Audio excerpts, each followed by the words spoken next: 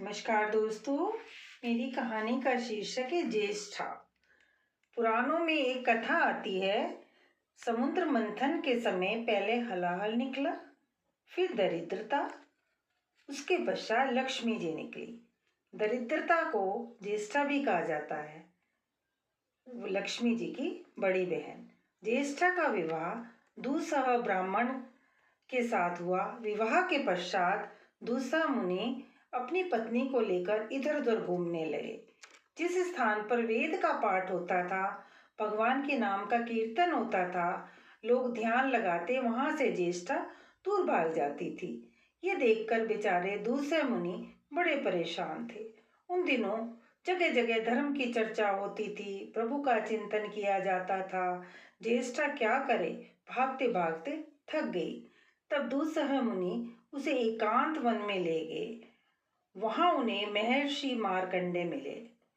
दूसरे मुनि ने उन्हें प्रणाम करके अपनी व्यथा बताई और पूछा, महर्षि, मैं इस भार्या के साथ कहाँ जाऊं और कहाँ रहूं? तो महर्षि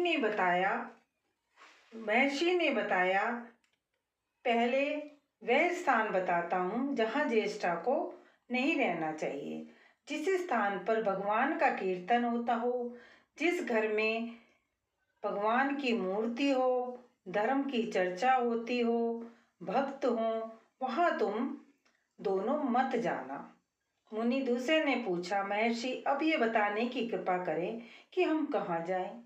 महर्षि बोले, जहाँ पति पत्नी आपस में लड़ते हों, जहाँ भगवान की निंदा होती हो, जहाँ घर के लोग बच्चों को न खिलाकर स्वयं पहले खाना खाते हों, जहाँ कटीले वृक्ष लगे हों, जहाँ लोग अमंगल करते हों और जुआ खेलते हों, शराब पीते हों, आलस्य में पड़े रहते हों, वहां तुम दोनों निडरता के साथ होकर प्रवेश कर सकते हो।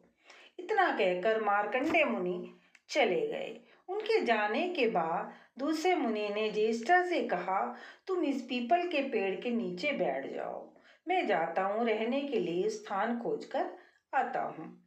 ज्येष्ठा ने पूछा, इस बीच में खाऊंगी क्या?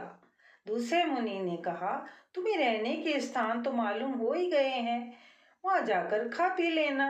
बस इतना कहकर इतना ध्यान रखना, जहां लोग तुम्हारी पूजा करते हो वहां पैर भी मत रखना। दूसरे मुनि चले गए। ज्येष्ठा पेड़ के नीचे अकेली बैठी थी कि लक्ष्मी जी के साथ भगवान विष्णु वहां आए। ज्येष्ठा ने भगवान से कहा, मेरे पति चले गए हैं, मैं अनाथ हो गई हूँ, मेरी आजीविका का प्रबंध कीजिए प्रभु। भगवान विष्णु ने कहा, ज्येष्ठा, जो पार्वती, शंकर और मेरे भक्तों की निंदा करते हों, उनके घर के द्वार तुम्हारे लिए हमेशा खुले हैं। जहाँ लोग बुरे कामों में फंसे हों, वहां तुम्हारा स्वागत है। ज्येष्ठे, तुम घबराओ नहीं, ऐसे स्थानों की कमी नहीं है। इतना कहकर भगवान विष्णु वैकुंठ को चले गए और ज्येष्ठा आश्वस्त होकर आजीविका की तलाश में निकल पड़ी। सचमुच भगवान विष्णु की बात सही थी। सच ही कहा है, जिस घर में आपस में लोग कलेश करते हों, छोटे बड़े का अपमान करते हों, उस घर में हमेशा दरिद्रता ही रहती है। धन्यवाद। आपको ये मेरी कहानी अगर पसंद आई है तो प्लीज़ आप इसको लाइक करें, शेयर करें और कमेंट्स बॉक्स में अपने सुझाव अवश्य दें। धन्यवाद।